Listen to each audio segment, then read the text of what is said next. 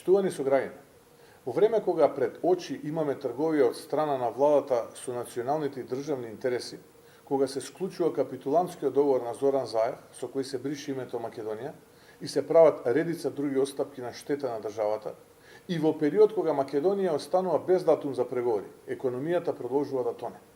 Катастрофата во националната политика е само еден дел, а во реалниот живот е уште полошо. Со раст од 0,1%, економијата на Република Македонија е најслаба во Европа, а најновиот податок за индустриското производство во мај и раст од 1,1% покажува дека растот на индустријата е недоволен и далеку од потребното ниво.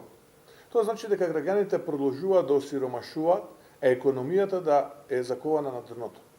Производството во рударството е во слободен пат од минус 7,3%.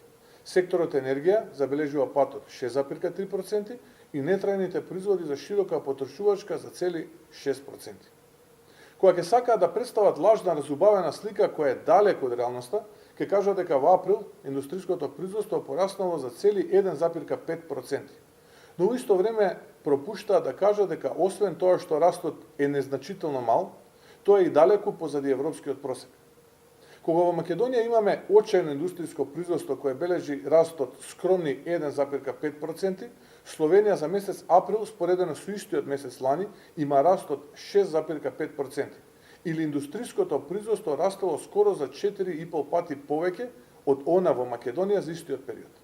Романија пак забележува раст од 6%, што е за 4 пати повеќе од растот во Македонија за истиот период. Полска забележува раст од 5,9%, Словачка раст од 4%, Португалија и Финска раст од 3,8% и така натаму.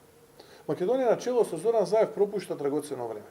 Граѓаните добро знаат дека не живеат подобро, ниту пак работите ќе тргнат кон подобро.